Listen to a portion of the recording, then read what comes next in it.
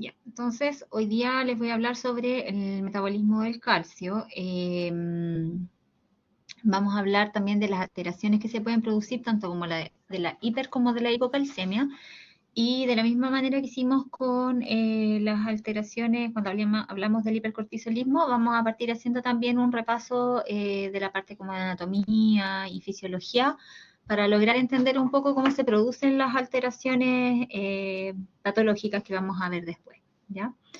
Entonces, vamos a hablar primero de la hormona paratiroidea, que es un importante mecanismo regulatorio de la calcemia.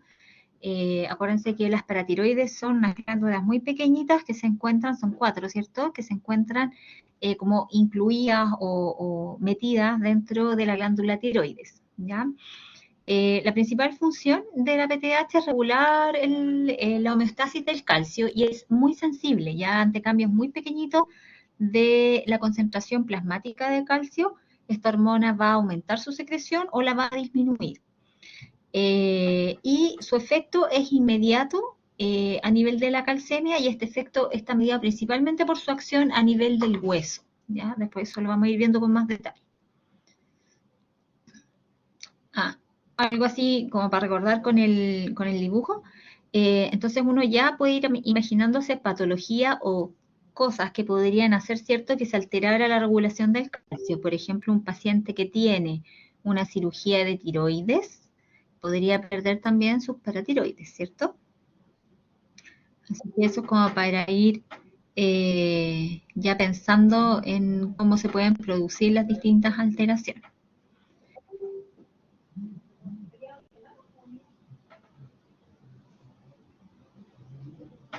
Ya.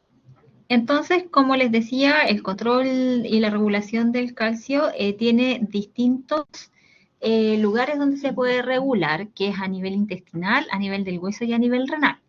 En el intestino está mediado por la vitamina D, ya la 1,25 hidroxivitamina D, que también la vamos a ver en un esquema. Y a nivel óseo y a nivel renal, la regulación de la resorción en el caso del hueso y reabsorción o eliminación del calcio a nivel renal es a través de la PTH. ¿Ya? Por lo tanto, tanto la vitamina D como la PTH son fundamentales para mantener la homeostasis del calcio. Del calcio que circula, el que tiene relevancia fisiológica, al igual como lo habíamos visto con las hormonas, ¿cierto? Porque el calcio tiene una función que, si bien es un ion, se comporta un poco como una hormona reguladora, es el que circula libre, ¿ya? El calcio iónico. Y ese es como más o menos la mitad del calcio que tenemos, ¿ya?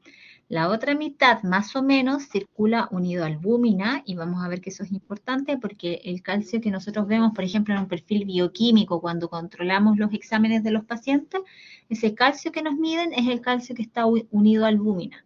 Y como habíamos hablado la vez pasada, ¿cierto? Para el cortisol, acá también pasa lo mismo, que si hay cambios en la albúmina, ya sea que aumenta, que es raro, o disminuye mucho en relación a alguna enfermedad, un paciente que está con una desnutrición, etcétera, la cantidad de calcio que nosotros vamos a medir va a estar falseada, ¿ya? Vamos a medir menos calcio porque tenemos menos albúmina, y eso no significa necesariamente que el paciente esté con una hipocalcemia. Ahí vamos a aprender cuál es la fórmula para corregir eso. Y hay un porcentaje más pequeñito, que es alrededor de 5-10%, que circula como sales en el fondo, como citrato, sulfato o fosfato de calcio. Dentro de las funciones del calcio es un ion, ¿cierto? Que es componente, es el componente más importante tanto del esqueleto como de los dientes, ¿cierto? Y tiene su acción media hormonal, ¿cierto? Que regula la excitabilidad neuromuscular, la contractilidad muscular y también la miocárdica, que eso es muy importante. Estabiliza las membranas celulares y tiene un efecto de secreción sobre la secreción y acción de algunas hormonas como la PTH y la insulina. Y también es un cofactor enzimático en la coagulación. Cuando nosotros consumimos calcio, ya que nuestra ingesta diaria debiera ser alrededor de 1 gramo al día de calcio, llega, ¿cierto?, a nivel intestinal y se absorben alrededor de 300 miligramos de este gramo que nosotros consumimos, y el resto se elimina a través de las deposiciones. Por otra parte, nosotros debiéramos tener más o menos un movimiento como de 1 o 2 gramos de calcio desde el hueso todos los días, ¿ya? Y eso va a llevar a que tengamos una concentración en el plasma de más o menos 1 a 2 gramos circulando, ¿ya? Que va a ser, esto es en el plasma, ¿cierto? Entonces, todo nuestro plasma va a pasar por los riñones y se va a filtrar, y vamos a tener una eliminación diaria a través de la orina de más o menos 200 miligramos en el día. Esta concentración de 1 a 2 gramos da más o menos 8,7 a 10,5 miligramos por decilitro, que esa es como la calcemia que se considera normal, ¿ya?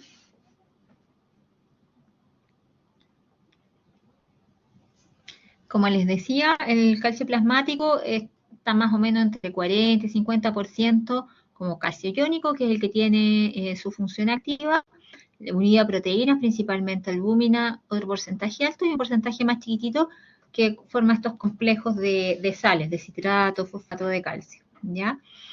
Es importante saber que también las variaciones del pH pueden influir cuánto es la unión del calcio a la albúmina, ¿ya? Entonces, en situaciones como de acidosis, el calcio iónico va a estar, si lo medimos, porque también se puede medir el calcio iónico, va a estar más aumentado, ¿ya? Porque va a tener menor afinidad por la acidosis a la albúmina.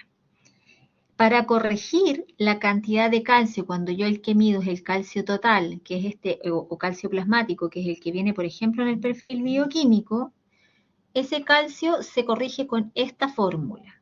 Entonces yo voy a colocar acá el calcio que medí, por ejemplo, 7, y voy a sumarle 4 menos la albúmina de mi paciente. Por ejemplo, si el calcio que yo medí era 7 y el paciente tiene una albúmina de 2, yo voy a tener 4 menos 2, 2 por 0,8, que es el factor de unión del calcio a la albúmina, me da 1,6, ¿cierto?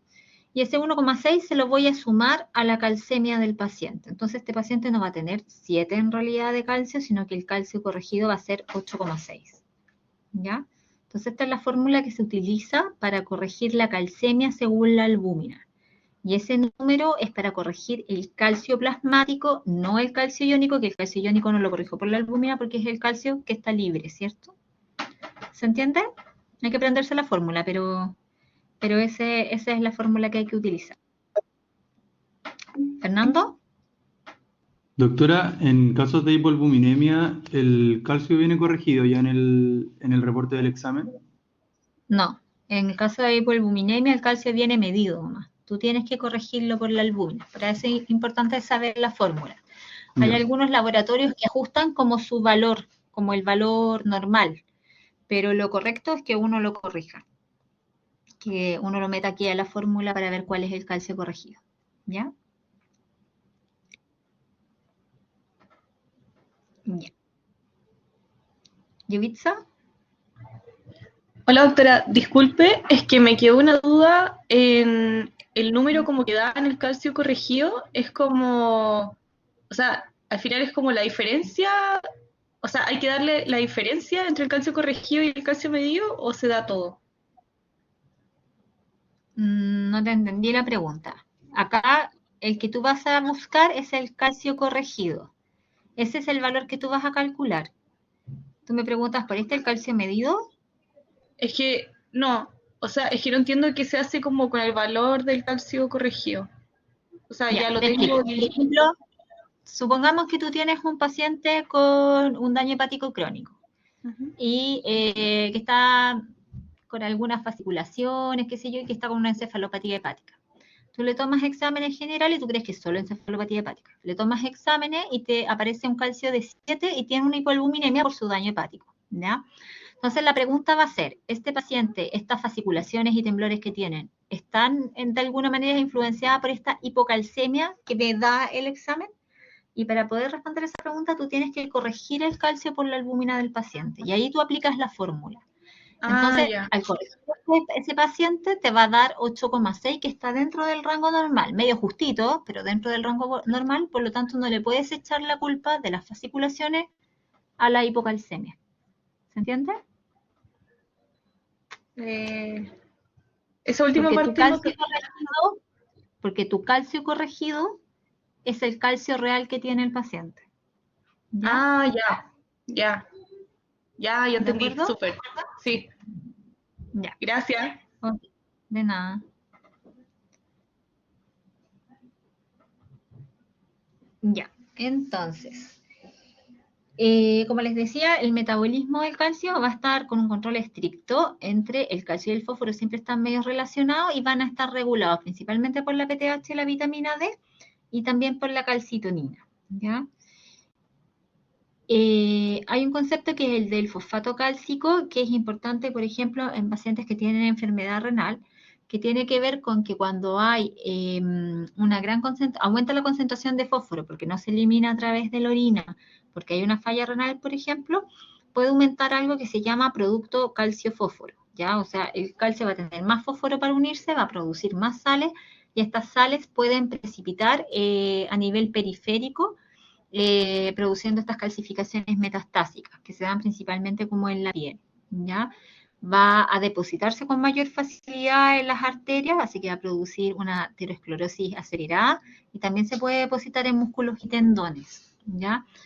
Esto está muy relacionado a la enfermedad renal crónica, ¿ya? O sea, estos son pacientes que tienen aumento de la fosfemia en relación a una enfermedad renal crónica, que probablemente el calcio va a estar más bien bajito, pero el fósforo muy alto, y va a dar concentraciones que van a permitir que se formen estos complejos con mayor facilidad y que pueden precipitar a nivel de la piel, esas se llaman calcificaciones metastásicas, y también van a precipitar en los vasos, los músculos y los tendones, ¿ya? Y es como una de las cosas que lleva en el fondo a aumento de la mortalidad en pacientes con enfermedad renal crónica, que se mueren finalmente la mayoría de enfermedad cardiovascular, ¿ya? Acá hay un gráfico que muestra la secreción de la PTH en relación a los cambios en la calcemia, ¿ya? Esto es para mostrar solamente que ante cambios muy mínimos, por ejemplo, lo que se mueve acá entre la línea marcada en B y la línea marcada en C, cuáles son los cambios que van a tener, ¿cierto?, exponenciales la secreción de PTH. Entonces, la PTH principalmente su acción es aumentar la calcemia, no bajarla, ¿ya? Aumentar la calcemia. Vamos a ver los mecanismos enseguida. Aumenta la calcemia. Por lo tanto, si baja un poquito el calcio, va a aumentar mucho la secreción de PTH para poder, ¿cierto?, devolver a valor normal la calcemia, ¿ya? Y este cambio, como les decía, es bastante rápido, principalmente por el efecto que tiene a nivel del hueso, que es como la reserva de calcio del organismo. La PTH es una preprohormona, así se secreta, y se va clivando ya hasta que llega a su hormona activa, que tiene 84 aminoácidos. Esto es como casi anecdótico, no es necesario que se lo aprendan. En el laboratorio, dependiendo de si yo mido la intacta o la vía activa, tiene distintos como números, que tampoco es necesario que se lo sepan, ¿ya? Y acá vamos a ver a la hormona que va a tener su acción a nivel de la sangre, ¿cierto? Llevando las concentraciones de calcio a las que son más adecuadas, a nivel renal y a nivel del hueso. Vamos a ver en otro esquema, para que no se pierdan en ese tema chiquitito. Este es un dibujo que es antiguo, pero que es bien representativo de la acción del calcio y de cómo se regula. Lo que tenemos acá es el torrente sanguíneo. Acá hay una esquemita, ¿cierto?, que representa a los túbulos renales, al hueso y al intestino.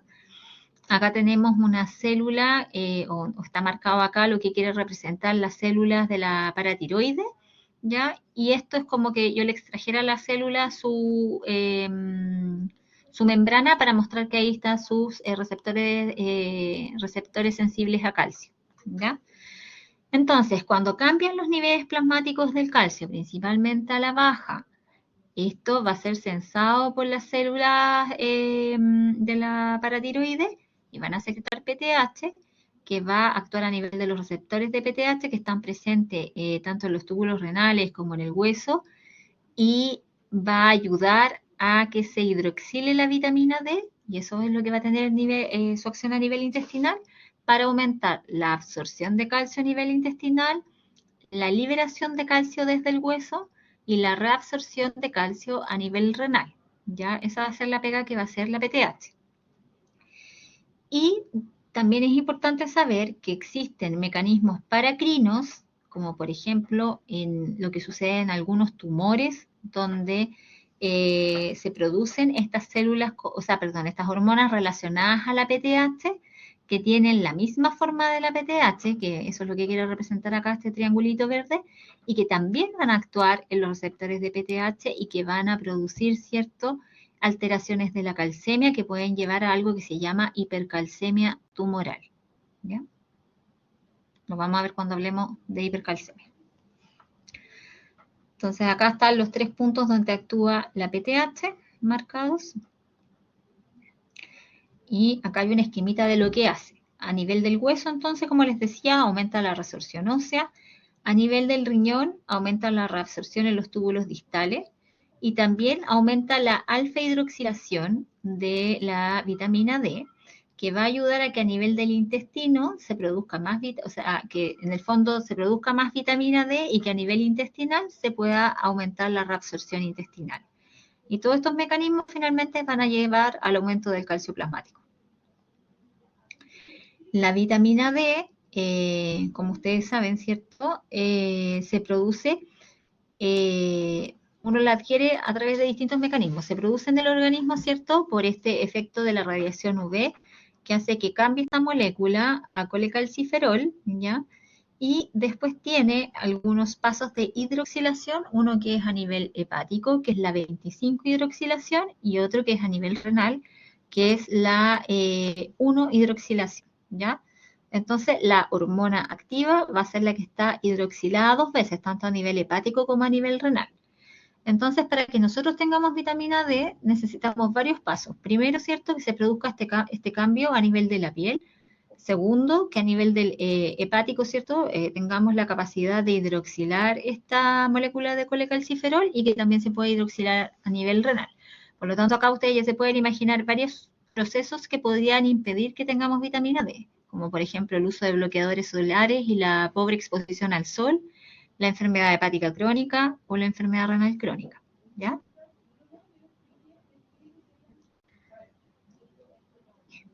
La vitamina D se produce la 1-hidroxilación a nivel del túbulo contorneado proximal, y esa es la que va a tener finalmente como su acción mayor.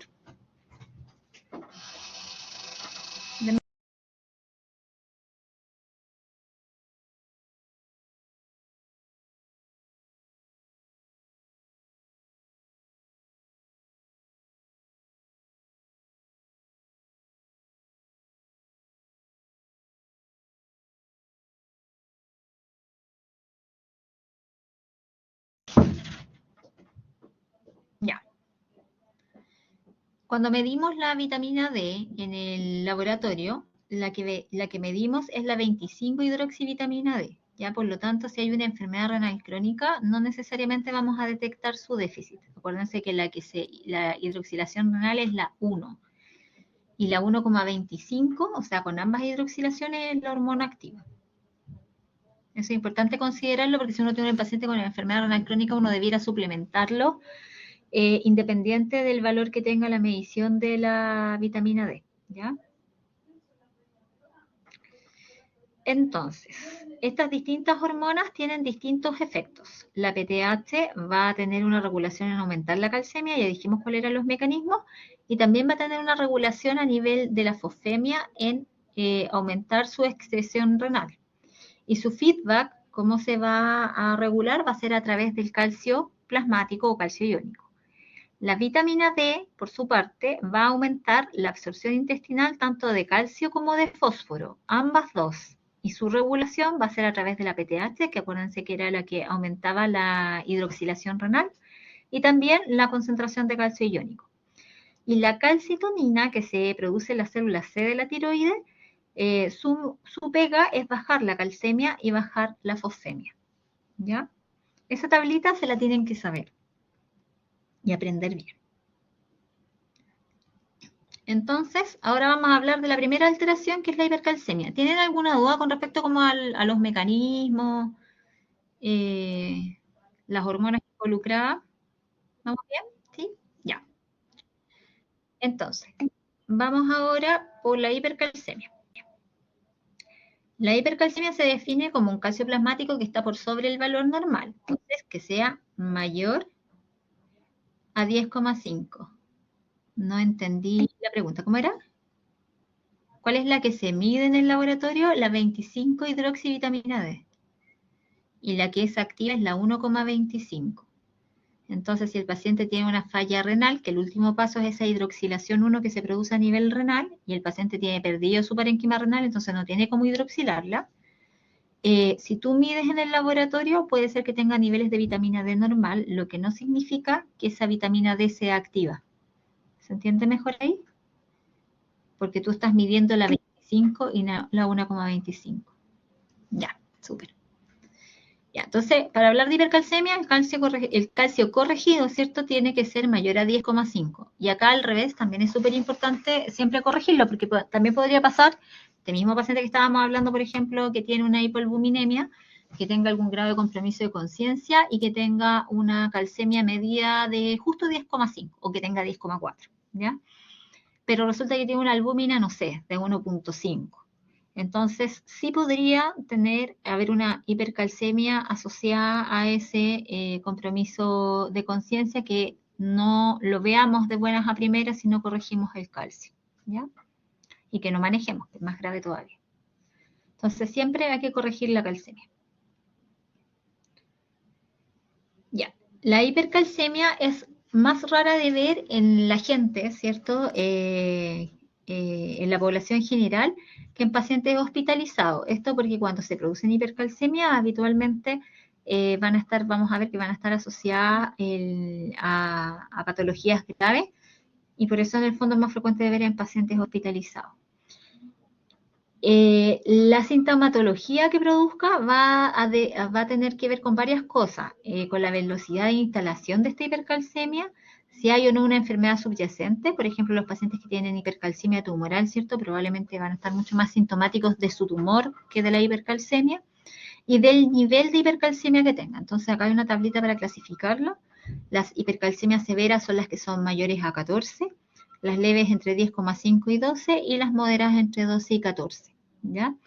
Esto también es importante saberlo porque también dependiendo de si es leve, moderada o severa, es lo que yo voy a sospechar como condición que está produciendo esta hipercalcemia y el tratamiento que le voy a dejar. En general, cuando hay hipercalcemia, los síntomas que pueden aparecer son poliuria y secundaria a la poliuria deshidratación. Esta poliuria está dada porque el calcio a nivel de los túbulos renales produce un efecto como similar a la diabetes insípida, ¿ya? Bloquea un poco la acción de la hormona antidiurética y eso hace que se pierdan grandes cantidades de agua finalmente a través de la orina. Entonces tienen esta poliuria y secundaria a esta poliuria la deshidratación. Y hasta cierto punto pueden tener una polidipsia, ¿cierto? Hasta que en el fondo se empieza a producir una hipercalcemia tan severa que da compromiso de conciencia y esos pacientes no son capaces de beber agua por sí solos y se deshidratan más todavía. Puede haber fatigabilidad, alteraciones a nivel cardíaco, que también se las tienen que aprender, principalmente acortamiento del QT para la hipercalcemia, bradiarritmias, hipertensión y pueden tener también alterada su sensibilidad a los digitálicos. Acuérdense que dijimos que el calcio era un estabilizador de las membranas en general, de las membranas celulares, y sobre todo este efecto es mucho más sensible en las membranas de las células cardíacas, ¿ya? Por lo tanto las alteraciones para arriba como para abajo del calcio pueden alterar la conductividad de las células cardíacas y hacerlos más propensos a las arritmias, ¿ya? Tanto taqui como bradi. A nivel gastrointestinal, la hipercalcemia da anorexia, náuseas, vómitos y también constipación, porque hay hipomotilidad de la musculatura intestinal Pueden haber úlceras pépticas, pancreatitis, alteraciones de conciencia que pueden ir desde un poquito de desorientación hasta el coma. Pueden haber alteraciones cognitivas, pueden haber trastornos del ánimo. A nivel renal, si hay hipercalcemia, también va a haber aumento, ¿cierto?, de la filtración de calcio a nivel renal, y eso puede llevar a nefrolitiasis, nefrocalcinosis y la diabetes insípida nefrogénica que ya habíamos hablado, que es este efecto que tiene el calcio sobre los túbulos de producir como un bloqueo de la acción de la hormona antidiurética, por lo tanto se va a comportar como una diabetes insípida nefrogénica. Y puede haber falla renal, ¿cierto?, en el contexto también de la deshidratación. Puede estar asociado a osteopenia y osteoporosis, a dolor óseo, debilidad muscular, calcificación de los tejidos. Entonces, cuando pensamos en las causas de hipercalcemia, vamos a mirar de nuevo este esquemita de dónde sacábamos el calcio.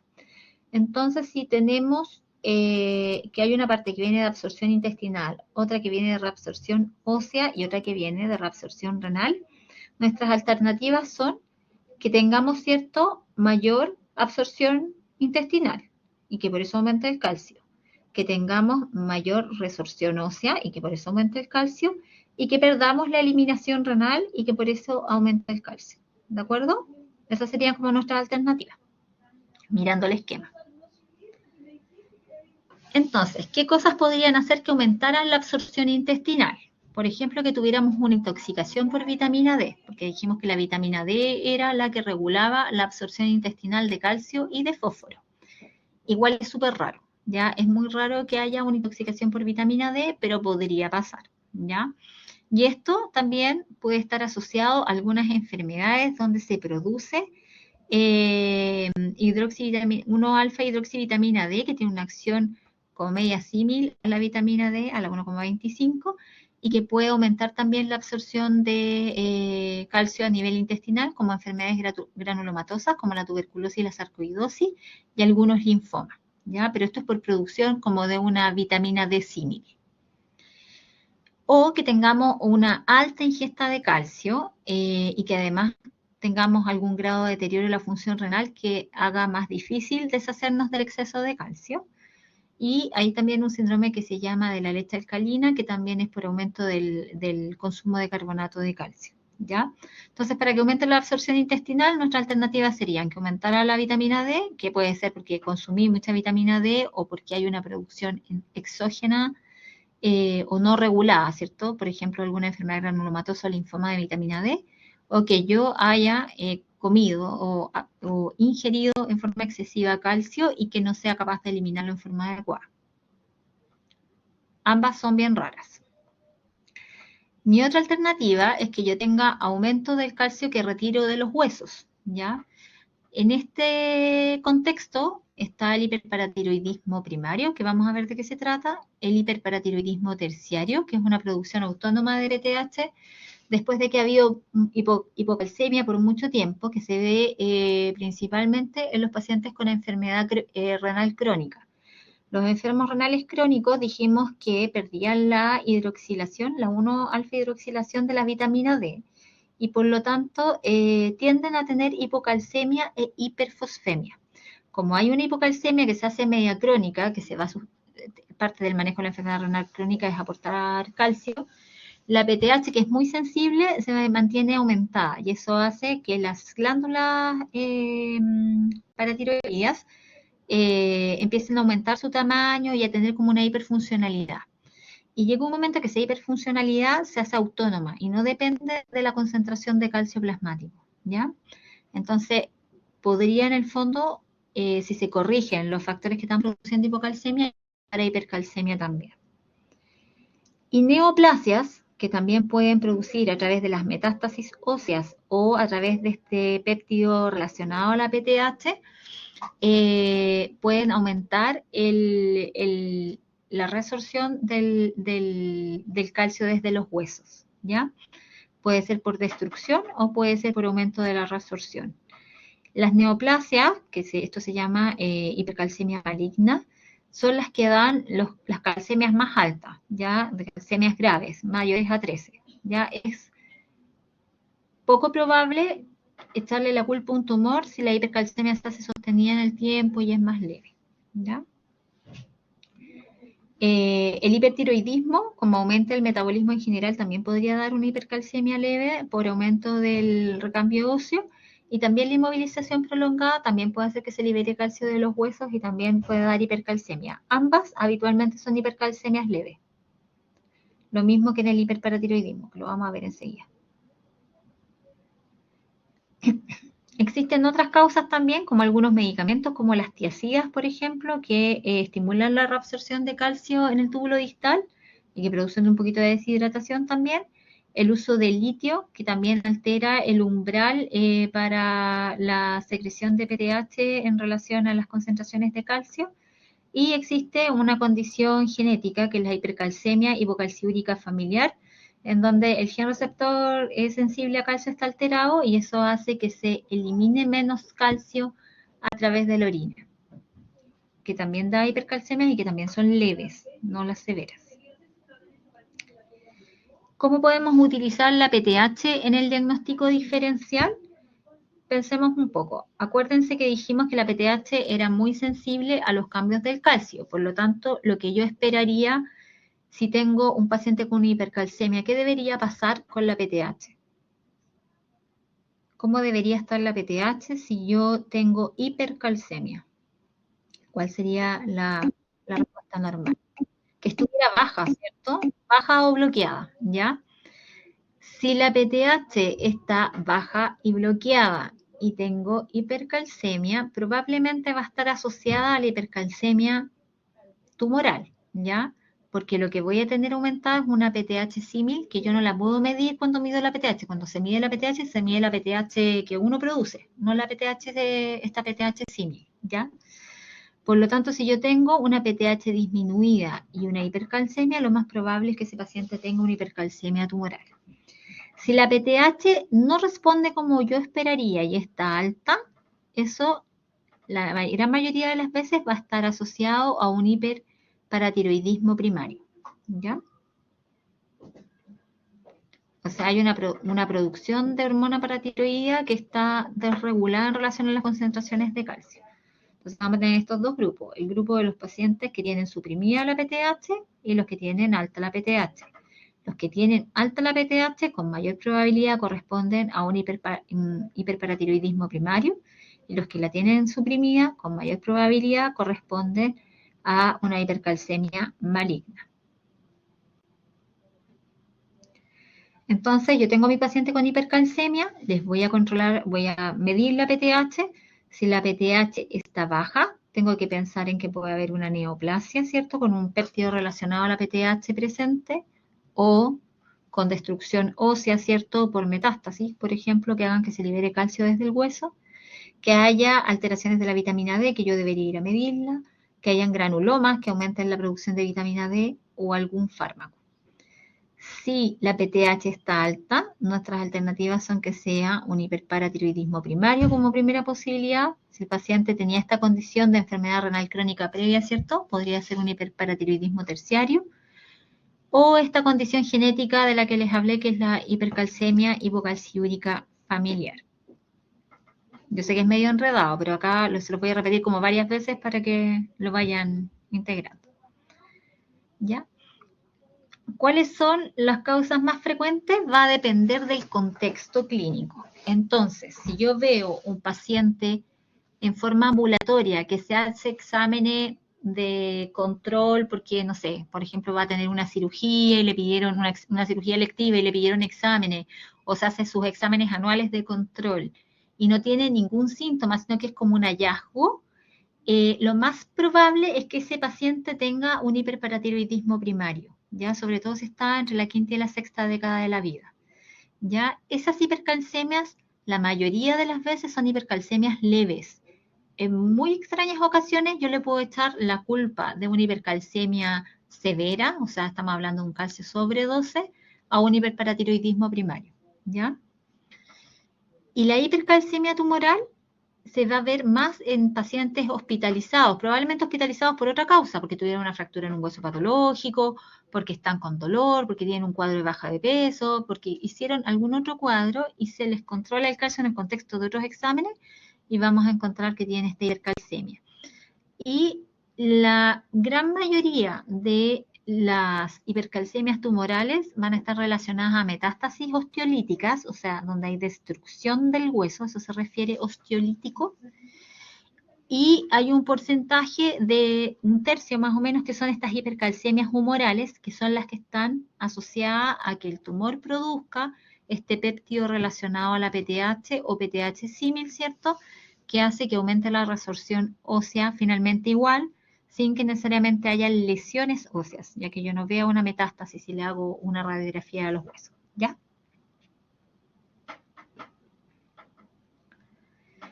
El hiperparatiroidismo primario, la mayoría de las veces está asociado a un adenoma dentro de la glándula paratiroide, que va a aumentar su producción, ¿cierto?, en forma no regulada de PTH. Puede ser también un adenoma múltiple o podría ser una hiperplasia también, ¿ya? Pero la gran mayoría de las veces va a ser por un adenoma. Entonces, ¿cómo encontraríamos la calcemia, la PTH, la fosfemia, la calciuria, la vitamina D? Acá estoy como pensando en la acción, ¿cierto?, de la PTH. Si la PTH está alta, la calcemia debería estar elevada, ¿cierto? Porque era lo que habíamos dicho que era la causa por la que le habíamos medido la PTH. Entonces va a estar alta. Como es un hiperparatiroidismo primario, la PTH va a estar alta o anormalmente normal, ¿ya? Porque dijimos que lo que es esperable, porque es muy sensible a alguien que tiene hipercalcemia, es que la PTH se suprima, que esté en niveles muy bajitos. La fosfemia, ¿cómo debería estar? ¿Se acuerdan? La PTH disminuía el fósforo, así que debería estar baja. ¿Y la calciuria? La calciuria baja también, ¿cierto? Porque va a aumentar la absorción. Ya, depende, va a depender, ya va a depender de hartas cosas, porque resulta que si hay un aumento de la calcemia, igual la cantidad de calcio que se va a filtrar a nivel renal va a ser más alta. Entonces puede ser que esté un poquito aumentada porque la carga es muy alta y no alcanza a reabsorber todo lo que pretende reabsorber por el aumento de la acción de la PTH. ¿Y la vitamina D?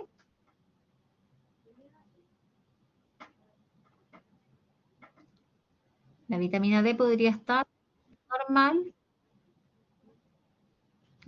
o un pelito más alta, ¿cierto? Acuérdense que la vitamina D también aumentaba la hidroxilación de la vitamina D en relación a la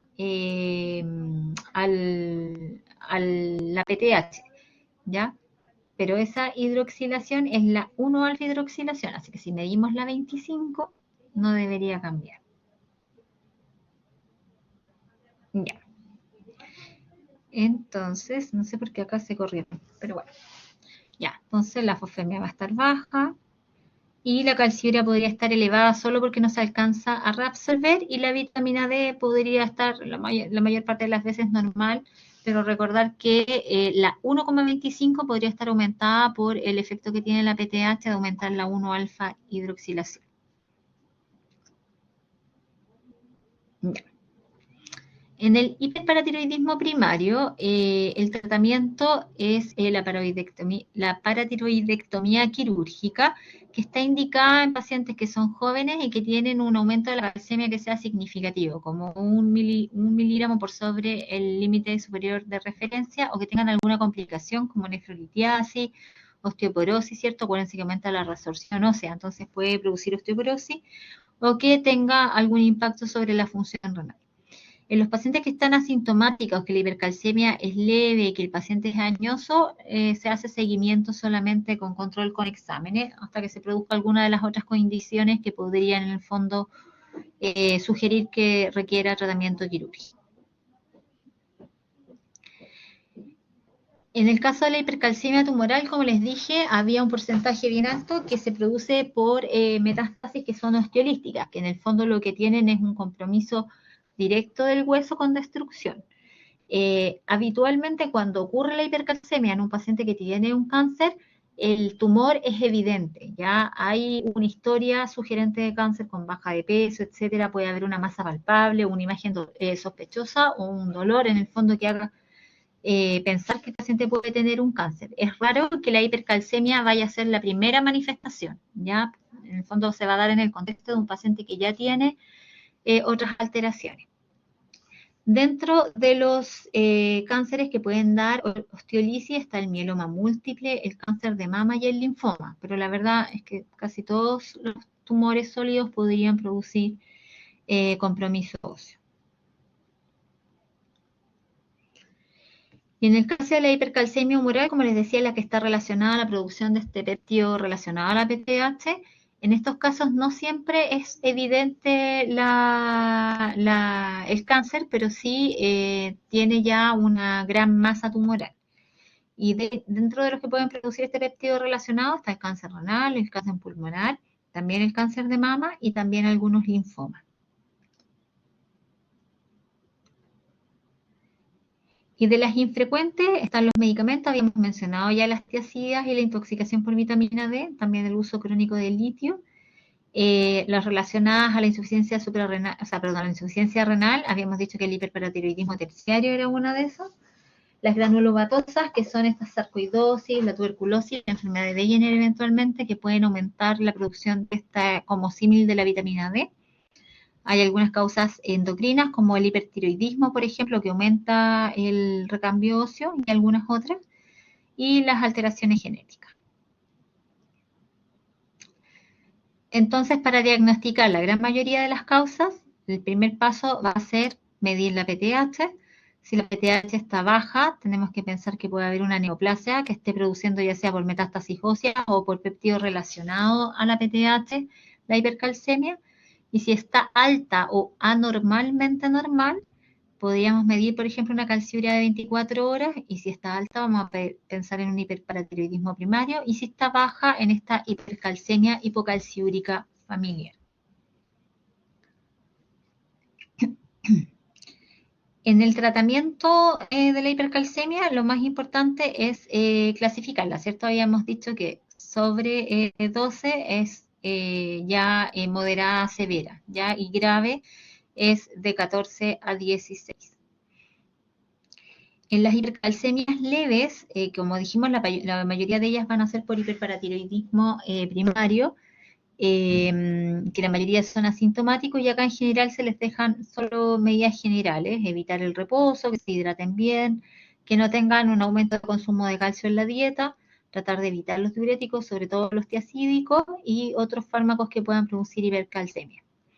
Si la hipercalcemia es de moderada a severa, va a depender de los síntomas que tenga el paciente.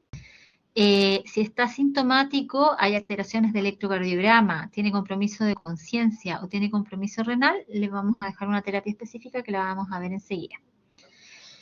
La terapia específica para un paciente que tiene una hipercalcemia grave es hospitalizarlo en UPC, corregir la deshidratación, esto de expandir volúmenes principalmente con suero fisiológico, ¿ya? Al que se le puede, una vez que yo tengo repuesto el volumen perdido del paciente, corregir la deshidratación, agregar un diurético que es la furosemida, que ayuda en la excreción de calcio, y suprimir la resorción ósea usando bifosfonatos, ¿ya? Se puede utilizar corticoides en pacientes que se piensan que tengan una enfermedad granulomatosa o un linfoma, que podría ayudar a disminuir la producción de esta vitamina D símil. Diálisis si hay falla renal, y eventualmente algunos anticuerpos monoclonales que van a ayudar a disminuir también la resorción ósea, ¿ya? La base del tratamiento de la hipercalcemia severa es la hidratación y el uso de bifosfonato. ¿Yubitsa?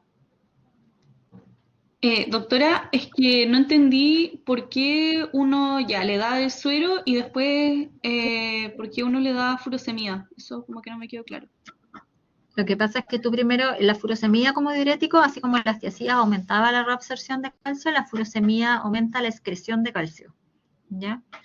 Entonces, la idea de la furosemida es ayudar a la excreción de calcio. les decía que en el fondo, para utilizarla, uno tiene que tener repuesto el VEC del paciente. Estos pacientes dijimos que estaban muy deshidratados. Entonces, primero se volemizan con suero fisiológico y una vez que el VEC se restituye, yo puedo utilizar este diurético que es que ayuda a la excreción de calcio urinario. ¿Ya? Pero solo ahí. Gracias. De nada. Y los bifosfonatos, que van a ayudar, ¿cierto?, a disminuir la resorción ósea, también son como la base del tratamiento.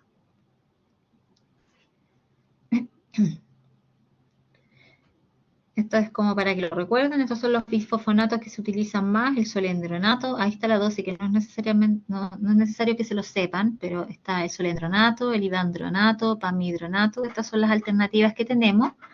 Y la hidratación, como les decía, es principalmente con suero fisiológico y tiene que ser harto suero. Ya estamos hablando de 200 ml hora, 250 ml hora. ¿Ya?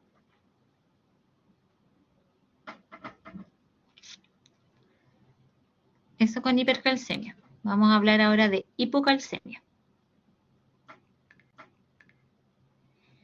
La hipocalcemia es el calcio corregido menor a 9. Esa es como la definición y nuevamente, ¿cierto? Importante que es el calcio plasmático corregido.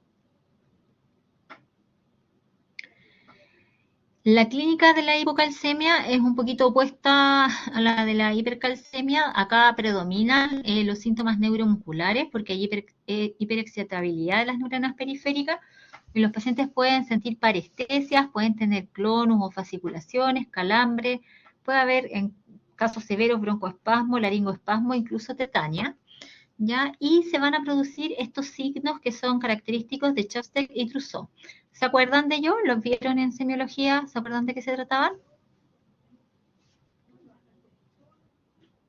¿Sí? Ya, perfecto. Lo vamos a ver ahí igual con un dibujito. Y que tiene que ver en el fondo también con esta hiperexcitabilidad de las neuronas periféricas. Pueden haber convulsiones, si es prolongado se pueden producir alteraciones a nivel cognitivo y pueden producir también parkinsonismo. A nivel cardiovascular, el QT va a estar largo, ¿ya? Acuérdense que en la hipercalcemia se acorta, acá se alarga y también pueden haber arritmias, hipotensión y alteraciones miocárdicas.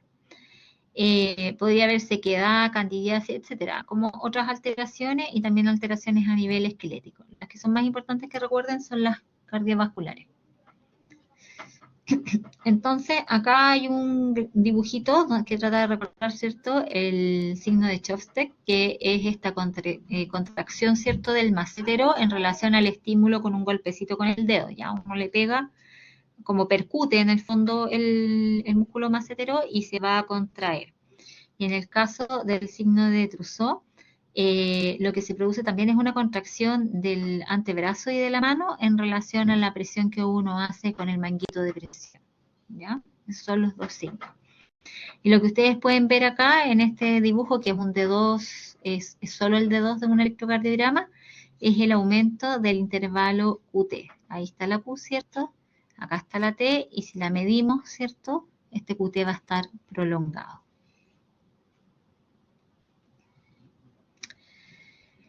Nuevamente, para buscar las causas de la hipocalcemia, vamos a basarnos en la PTH plasmática, ¿ya? En el caso del paciente con hipocalcemia, esos son los que están para el lado izquierdo acá, ¿cierto?, de la línea roja. Si yo tengo el calcio bajo, lo que yo espero es que mi paciente tenga un aumento de la PTH, ¿cierto? Porque dijimos que la PTH era muy sensible a los cambios de la calcemia. Entonces, si está alta, lo más probable es que el paciente tenga un hiperparatiroidismo secundario a algo, ¿cierto?, que está haciendo que no tenga calcio en el plasma o no el calcio suficiente, entonces la PTH está haciendo la pega de responder. Y en el caso de que yo tenga una PTH baja, vamos a ver ahí cuáles son las causas. La mayoría son en más severas cuando uno encuentra los signos, ¿ya? Ahí lo vamos a ver después en una tablita, pero es raro que uno lo vea con una hipocalcemia leve. Ya. ¿Cuáles son las causas que podrían llevar a una hipocalcemia? El déficit de vitamina D, por ejemplo, que podría ser por mala absorción, por déficit en la dieta o porque tenemos pobre exposición solar. Los enfermos con enfermedad renal crónica dijimos que perdían la 1-alfa-hidroxilación, y el uso de anticonvulsivantes también puede hacer que se produzca déficit de vitamina D porque también se altera la hidroxilación, sobre todo a nivel hepático. También puede haber hipoparatiroidismo postquirúrgico, por ejemplo, el paciente, lo que yo les contaba, el paciente que se opera de la tiroides y que le hacen una tiroidectomía total, a la mayoría, ¿cierto?, le buscan ahí las paratiroides entre medio y se las vuelven a reimplantar en la zona del antebrazo, como en el tejido subcutáneo, ¿ya? Si eso no sucedió o no se lograron como prender, ¿cierto?, en el tejido subcutáneo, puede ser que ese paciente evolucione después con hipocalcemia. Pueden haber causas autoinmunes o tal vez también algunas congénitas, pero son pacientes que se diagnostican precozmente, que puedan llevar a hipoparatiroidismo. Causas menos frecuentes, que haya una resistencia a la acción de la vitamina D, que haya resistencia a la acción de la PTH, que hayan alteraciones del magnesio, un paciente con una pancreatitis, con síndrome de hueso hambriento, este paciente que ha estado expuesto crónicamente a PTH muy altas, por ejemplo en el caso de los pacientes con enfermedad renal crónica, que hacían este hiperparatiroidismo terciario, que están mucho tiempo expuestos a la PTH alta, cuando los operan, ¿cierto?, les sacan las paratiroides para evitar este hiperparatiroidismo, el hueso deja de tener ese estímulo y como que se lleva todo el calcio, ¿cierto?, para reponer su estructura, y eso puede producir también hipocalcemia transitoria, y eso se llama síndrome del hueso hambriento. El síndrome de lisis tumoral y rhabdomiolisis, que es principalmente por destrucción celular, también podría llevar a hipocalcemia. Para el diagnóstico dijimos que íbamos a usar la PTH, pero también la combinación del calcio, el fósforo y la vitamina D también nos van a ayudar a hacer el diagnóstico. Entonces, si yo tengo un hipoparatiroidismo, lo que yo espero es que la PTH esté baja, ¿cierto? Si la PTH está baja, la calcemia va a estar baja, el fósforo va a estar más alto y la vitamina D no debería modificarse. Si yo tengo un déficit de vitamina D, la PTH, como la calcemia está baja, va a estar alta, ¿cierto? El calcio va a estar bajo porque estamos hablando de hipocalcemia. El fósforo, si tengo déficit de vitamina D, se va a absorber menos y por lo tanto va a estar bajo.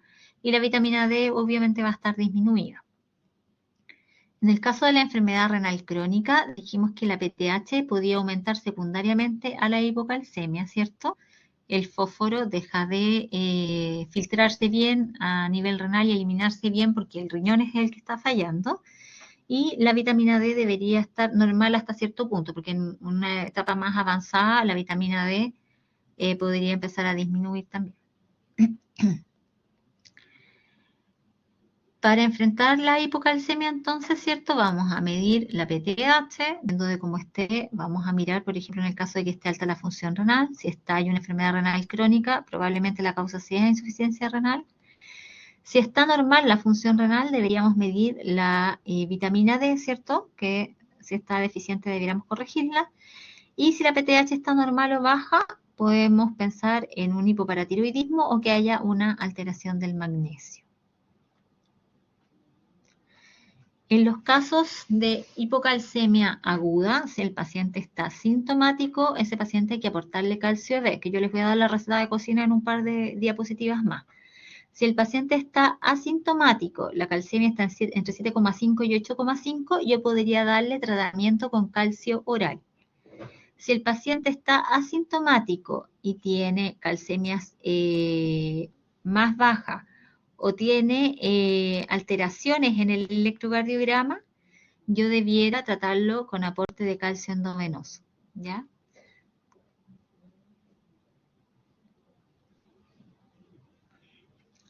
Esta es la receta de cocina para el tratamiento endovenoso de la hipocalcemia. Lo que utilizamos es gluconato de calcio, que se utilizan de 1 a 2 ampollas disueltas en 100 cc de suero glucosado y eso se administra en 10 minutos. Y esto se puede repetir su administración hasta que sea la tetania, el compromiso de conciencia, ¿cierto? O las fasciculaciones que pueda tener el paciente y hasta que se corrija, ¿cierto?, las alteraciones electrocardiográficas. Cada ampolla de gluconato de calcio aporta 90 miligramos de calcio elemental. Y una vez que ya se ha corregido la tetania, por ejemplo, o las alteraciones electrocardiográficas mayores, yo le puedo dejar una infusión continua de 0,5 a 1,5 miligramos por kilo por hora, que se prepara con esta receta, ¿ya? Se preparan 11 ampollas en 1000 cc de suero glucosado al 5 y eso se administra 50 cc hora y eso me va a dar más o menos para un paciente que pesa más o menos entre 60 y 70 kilos, una dosis de 0,5 a 1,5 miligramos por kilo por hora, ¿ya? Si utilizamos en vez de gluconato de calcio, cloruro de calcio, solo se puede administrar por vía central. ¿José? Doctora, si el paciente tuviera como, no sé, 7,5 de calcio, igual tuviera síntomas, ¿podría considerarla como severa o sintomática o es imposible que presente síntomas con Y ese ahí nivel de lo más calcio? importante de los síntomas son los síntomas neurológicos como más extremos, como la tetania y la alteración del electrocardiograma. Con eso uno corta el queque. Ah, ¿Ya? ya. Si tiene un calcio de 7,5 y el electrocardiograma se ve bien y no tiene tetania, uno debería tratarlo con calcio oral. Igual esto es como lo estricto, ¿ya? En el día a día uno va tomando decisiones un poco mirando al paciente y basado en la experiencia. Entonces tal vez uno no le deje una infusión de calcio, pero sí le deje gluconato de calcio endovenoso más el iniciarle el aporte oral. Y eso yo se lo dejé, no sé, pues cada 8 horas y no en el fondo como con esta rigurosidad de cuando el paciente tiene síntomas o es severa. ¿Ya?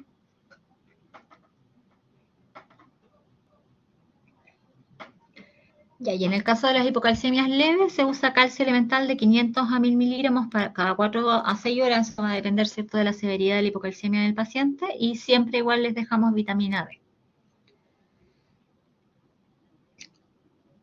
De los trastornos del fósforo les voy a hablar 2 palabras.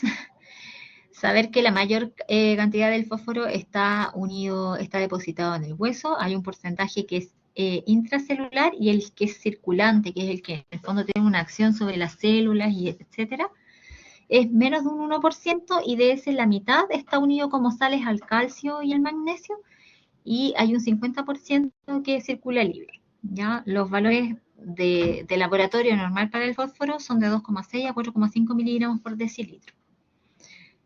Se los menciono solo porque en el fondo la gran mayoría de los trastornos del calcio van asociados a cambios en la fosfemia, ¿ya?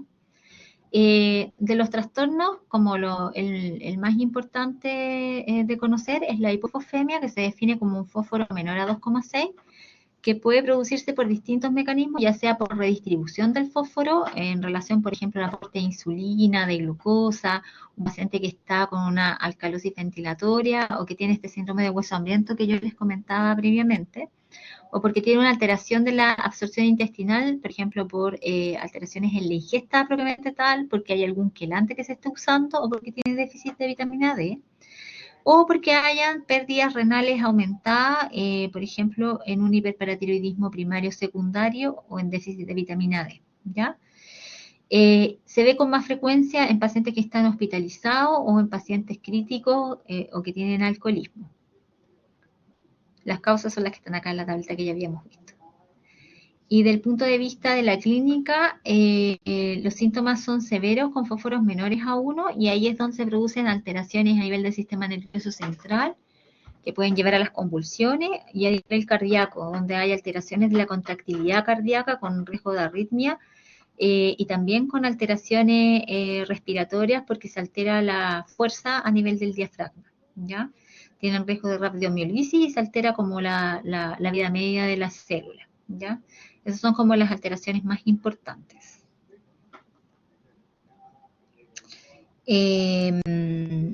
También su diagnóstico va a estar asociado a la PTH ya y a su valor.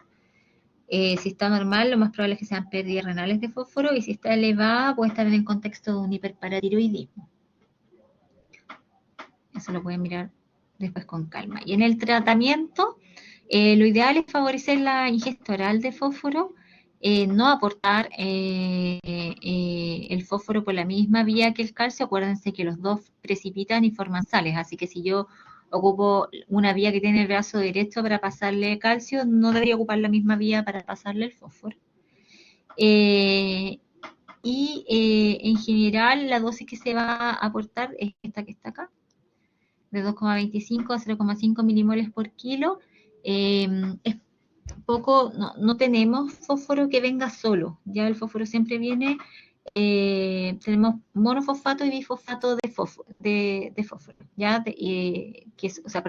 monofosfato y bifosfato de potasio, viene asociado habitualmente al potasio. Entonces, cuando yo quiero aportarlo endovenoso, porque mi paciente tiene mayor riesgo, porque tiene un fósforo menor a 1, hay que tener ojo con el potasio que pueda tener el paciente. Ya, si el paciente tiene una hiperfosfemia, estamos medio fregados, o sea, una hipercalemia, perdón, estamos medio sonados con el aporte del fósforo, y hay que ir buscando alternativas o ir midiendo más frecuentemente los otros electrolitos para ver cuánto le podemos aportar de fósforo. Eso. Preguntas. Lo del fósforo va de yapa, solo para que sepan que existen las alteraciones del fósforo.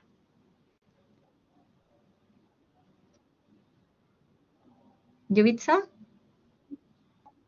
Doctora, me quedó una pregunta en la hipocalcemia, ¿Ya?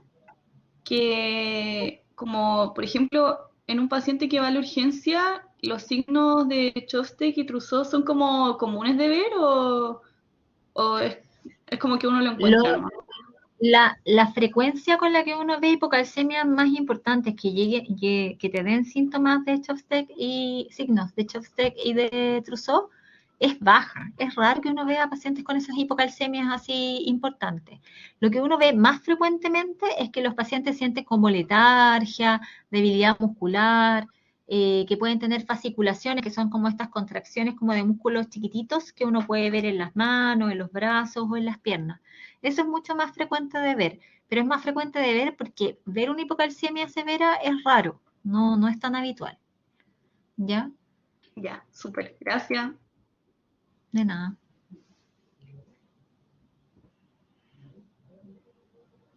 Ya pues chicos, los dejo entonces. Ahí tienen la clase para que la puedan revisar después. Como les digo, esto es súper esquemático y muy ordenadito. O sea, si uno sabe bien cuáles son las acciones de las hormonas que están asociadas, o de los reguladores del calcio, no debería ser tan difícil en el fondo de acordarse cuáles son las causas y las alteraciones.